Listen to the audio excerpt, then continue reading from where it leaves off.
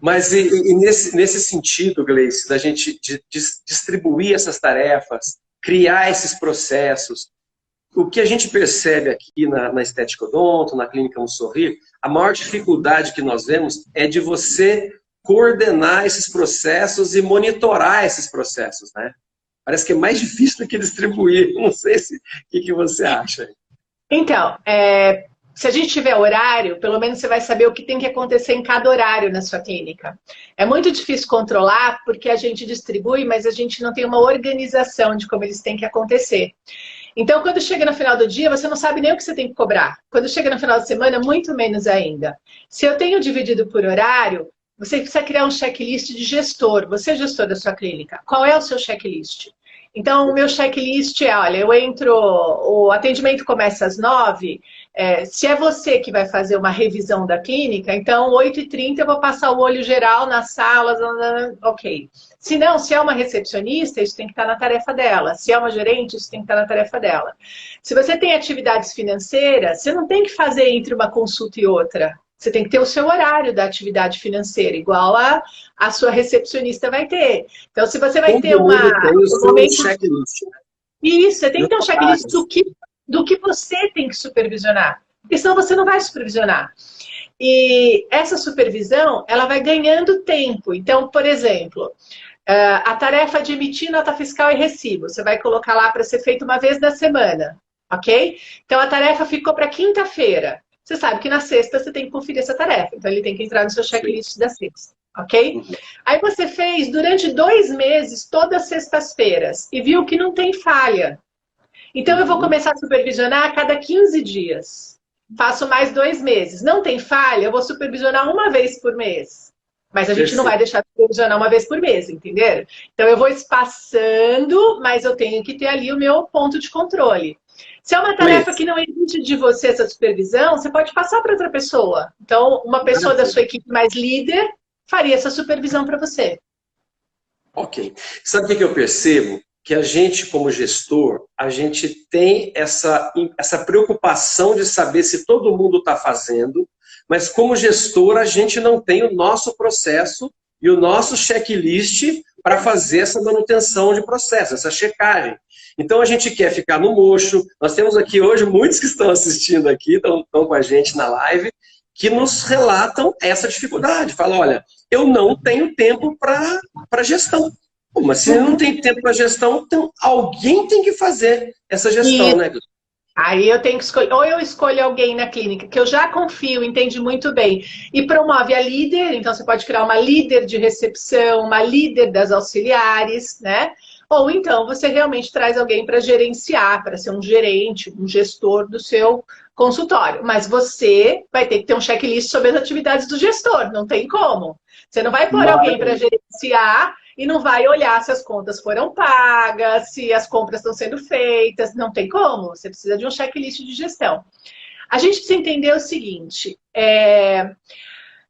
eu não proponho a ninguém a sair do mocho, porque eu acho que você ama isso que você faz, né? Você estudou para isso, você se realiza com isso. Então, eu entendo plenamente que você quer ficar ali, e ótimo. Só que a gente precisa entender que tirar 1 hora você do mocho é fazer sua clínica ganhar dinheiro. Então, é fazer sua clínica funcionar direito, é evitar problema. Então, a gente precisa ter momentos. Então, você não tem que deixar de atender, mas você precisa ter momentos de gestão na sua clínica. Se você vai conseguir fazer isso em 1 hora por dia, em 2, em 3, aí vai depender do tamanho da tua clínica, de quanto ajuda você tem. Mas tem que ser feito. E tem que ser feito durante o expediente. Nada de fazer gestão depois que clínica fecha. Porque depois que clínica fecha, a sua equipe já foi embora. Daí não tem gestão nenhuma, entendeu? Aí você chegou aonde eu queria. O que a gente está tendo dificuldade é exatamente isso. Conversando com muitos amigos, a gente já teve essa dificuldade também. Amigos que chegam às 11 horas, 11h30, meia-noite. Quem está me assistindo sabe para quem que eu estou falando. E é exatamente o que a Gleice está falando. É um efeito dominó, né? Se eu posso fazer gestão, eu faço. Mas eu tenho que ter o tempo. Eu não tenho tempo, eu contrato um gestor. Mas eu tenho que ter o tempo, como dono da clínica, de fazer uma manutenção, uma gestão do gestor. Quer dizer, de qualquer forma, eu preciso estar presente e eu preciso ter alguma carga horária para fazer uma gestão, né, Gleice? Mas isso é ótimo porque vai te obrigar a formar uma equipe clínica.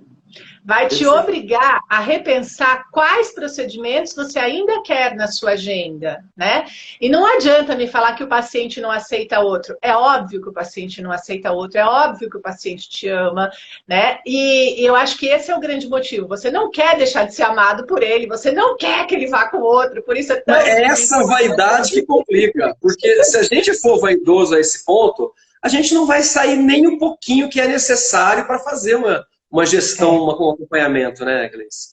Então, tem que entender que, assim, ter uma equipe não é para você atender os seus pacientes, a equipe atender outros pacientes. Ter uma equipe é para atender todos os pacientes da clínica. A gente precisa dividir as especialidades e vai chegar um momento que você vai ter que falar assim, não, eu vou fazer essa parte, mas essa outra eu não faço mais. Não tenho nem instrumental, não tenho material, não tem como.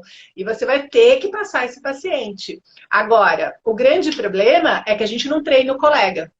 É igual a nossa recepção. A gente não treina o colega, a gente traz o colega para trabalhar e a gente acha um absurdo entrar na sala quando ele está atendendo, acha um absurdo conversar durante o atendimento.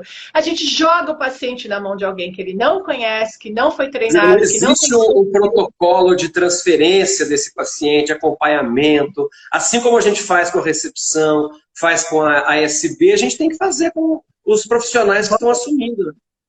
Exato.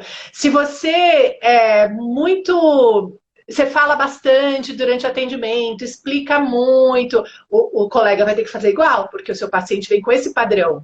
Né? Se você é uma pessoa super delicada, tem que manter essa delicadeza. Eu não posso mudar o padrão de atendimento. É diferente, por exemplo, um cirurgião implantodontista, um buco, que a pessoa já entra na sala, ela não vai conversar com ele, ela entra na sala anestesiada, acabou e saiu. Mas quem lida com prótese, que são muitas sessões, com orto, tem que seguir o mesmo modelo da clínica, né? Modelo de atendimento mesmo, de relacionamento.